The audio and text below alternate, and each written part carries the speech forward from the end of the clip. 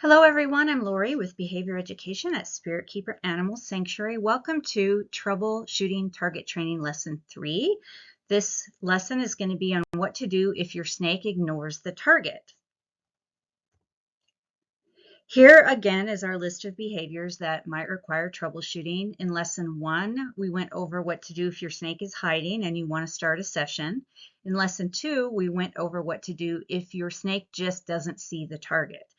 In this lesson, we're going to go over what to do if your snake ignores the target. So there are some possible reasons why your snake may actually see the target and realize it's there, but just ignore it or bypass it and go on to do something else. And some of those reasons are as follows. They're not associating the target with reinforcement, so it's not significant to them. It doesn't mean anything to them. And they may not be associating that target with reinforcement if you never paired the target with food or any other kind of reinforcement in the first place, or because you unpaired the reinforcer from the target too early or too soon in the learning process. And so in that case, you might need to go back to step 1 and start pairing the target with food again. The snake may just have a lack of motivation at the time that you want to do the target training session. So motivating operations are things like hunger, thirst, excess energy, and the need or the desire to exercise. There are lots of things that could be motivating operations. So if the snake is lacking motivation for some of these reasons, like they're not hungry or they're just not interested in training at the time, then they may not engage with you and they may just ignore the target as a way to tell you, I don't feel like training today. I'm not motivated to do this. Think of a day when you're not motivated to go to school, or you're not motivated to go to work, or you're not motivated to get up and clean your house or mow the lawn or groom your horses or do anything. There are just some days like that. Lack of motivation can also be linked to low dopamine levels. So if it becomes an ongoing issue, I always advise a medical exam. There are other reasons for a lack of motivation and why the snake may not be interested in training at the time. So they may be more interested in something else. In other words, something else is motivating them more than the target training session and that opportunity to earn reinforcement through the session. They may not be feeling well, and so they're not motivated to train. They may be going through an ecdysis cycle or some type of reproductive cycle, or just a regular seasonal slowdown that might be impacting their motivation level. They may not engage with the target, or in other words, ignore the target or bypass the target because of stress or anxiety or because they're nervous. And there are all sorts of reasons why they may be experiencing stress or anxiety or maybe feeling nervous. And I've gone over those in other videos, and I'm sure we'll discuss that in future videos. So there may be something more motivating than training, or there may be something more reinforcing than training. And so the snake is ignoring the target or bypassing it for these other things. And yes, there is a difference between motivation and the animal finding something reinforcing. So we can find things reinforcing without being motivated to work for them. So for example, I might find chocolate very reinforcing, but it may not be that I am motivated to work to earn that chocolate today. Maybe I'm thirsty and I find water very reinforcing. It's my favorite drink. But if I'm very tired and I'm comfortable in bed, I may not be thirsty enough for it to motivate me to get up and get a drink of water. So just understand that all organisms can find something reinforcing. I can like money. I can like chocolate. I can like riding my horse. I can like lots of things, but on any particular day or at a particular time, I may not be motivated to seek those things out, or I may not be motivated to work for that thing. And I think that's why sometimes people skip school and call in sick to work or take a vacation day, because we like that paycheck and we find money and financial gain reinforcing, but some days we're just not motivated to work for it. And your snake is no different. So if you are sure that the snake sees the target, like they've acknowledged it in some way and they've just decided to ignore it or bypass it, So you're certain the snake knows the target's there, but they're just ignoring it, they're bypassing it, they're not engaging with you in the training session. First, I would suggest that you try the strategies we covered in lesson 2 for when the snake doesn't see the target or has not noticed the target. Some of those strategies we went over in that lesson will apply here. So you can try generating interest in the target, interest in the training session, or prompting your snake by moving the target cautiously and slowly, or tapping it in a controlled manner on a surface to get their attention or to prompt them to engage with it. And then at the first sign of engagement, since they're really not that motivated to begin with, I would go ahead and reinforce them. You can try lighting up the target or scenting the target. And again, at the very first sign of engagement, go ahead and reinforce. Or you could just try pairing the target directly with food right from the beginning. So they've ignored the target, they're bypassing it, they're just not engaging. You could try just pairing it with food, letting them take the reinforcer, and if nothing else, at least you have maintained that association between the target and the reinforcer. If the things that we just went over from lesson 2 on, some of those things that you would do if the snake just didn't see the target, and you've tried that for the snakes ignoring the target and it's not working, you can consider trying some of these other things.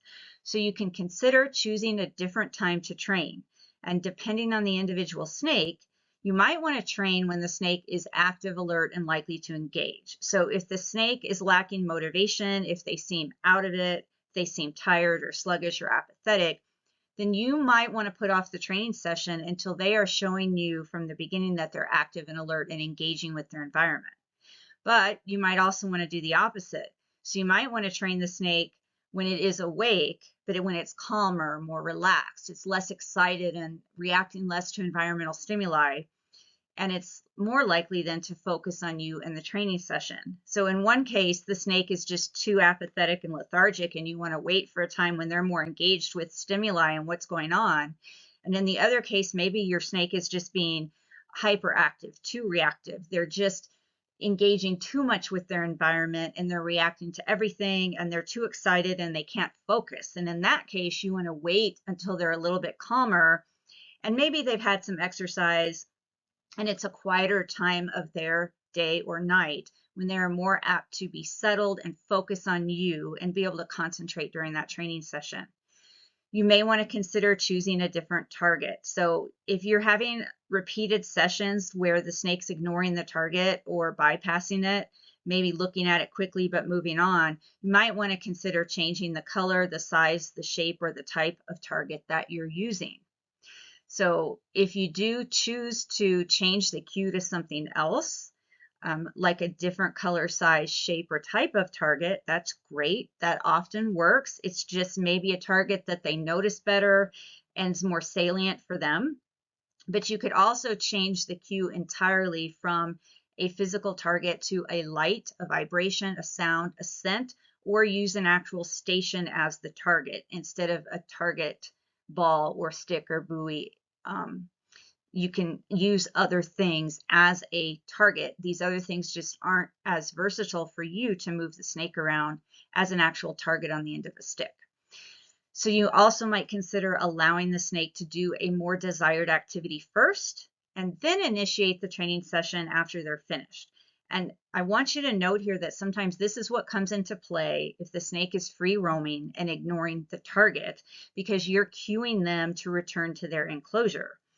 And you can test this out if the target is ignored only when you're asking them to go back into the enclosure. But if you show them the target to ask them to move around the exercise tent or to move across the floor or to move to another location while they're still free and they follow the target then, but they're not following the target back into their enclosure, then I would bet it's just a case of they're not motivated to be put back in their enclosure, not that they don't recognize what the target's for. It's just they're choosing to ignore the target as a cue to go back into their enclosure, but they might be perfectly happy to follow the target and use it as a cue to move around the room. So just keep in mind that if they're bypassing the target, I had my jungle carpet python do this one time. She was very consistently target training to shift out of her enclosure. She would target out, she would take her reinforcer, she would eat on her station, and she would go back into her enclosure. And one day she targeted out of her enclosure. She took the reinforcer, she got on her station, she dropped the reinforcer, which was food, and then she proceeded to roam around the room. So she used the target training session as a means to get out of her enclosure and did all the steps that she knew that she had to do to gain her freedom, but she really didn't want that food. She found freedom at that moment in time more reinforcing than the food, and she was more motivated at that moment in time to roam around the room and not eat. So you just need to think that these are moments in time, and sometimes the snake is going to be more reinforced by certain things than others, and they may be more motivated to do certain things than others. All right, so it might just behoove you to let the snake do these other activities first, and then do your target training session when you feel like they're more focused and they're ready to engage and learn with you and work with you and interact with you, and not interact with these other things they find motivating or desirable.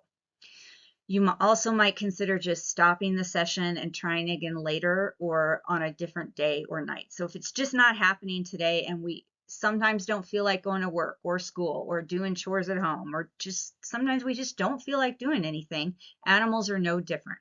So if you tried some of these strategies and the snake's just not engaging with you, it might mean that you just need to wrap it up, stop the session, forget about it for now. You can try again on a different day or night.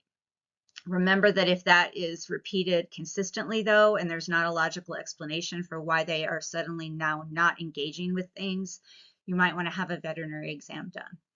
And then you can always consider going back to square one for the next session. So if you've had a session that was particularly, if you've had a session, let me put it this way, that didn't go particularly well, then the next time maybe you want to go back a few steps and make it easier, even if that means going back to step one or pairing the target directly with food and reinforcing immediately, just to establish that connection, establish that association, and make sure that you guys are back on track with each other and you can move forward from there. If one of the strategies worked that we just went over and the snake is engaging with the target, that is awesome, fantastic. Next, what I want you to do is go to the step-by-step target training playlist and choose the appropriate video to watch to get you and your snake back on track with where you're at with your target training, whether you're a beginner or you need to review all of the target training steps sequentially again. If you discover that your snake is very shy, maybe you want to watch the target training shy snakes video. If you're just getting started, you might want to watch the very first steps in target training video. If you haven't even chosen your target yet, or if you're thinking of changing to a new target, watch the choosing your target video. There's a whole playlist of little lessons in target training. So go to that playlist if you're ready to move on now and watch the appropriate video or videos. Thank you for learning with me today. I hope that you found that helpful. Please contact me or leave me a comment with your questions. Please remember that I'm doing a whole series on all of those behaviors that were listed at the beginning that you might run into that you need to troubleshoot during target training. I'm going to go over in different videos. So I may just not yet have gotten to your issue or your question, but it doesn't mean that you still can't ask me now or leave it in the comments. If you have a specific question about today's video topic, please make sure you contact me or ask me in the comments. In part 4, we are going to go over what to do if your snake is visible and moving around, but then retreats or hides when you start the training session. And until then, always remember to be kind and love your animals.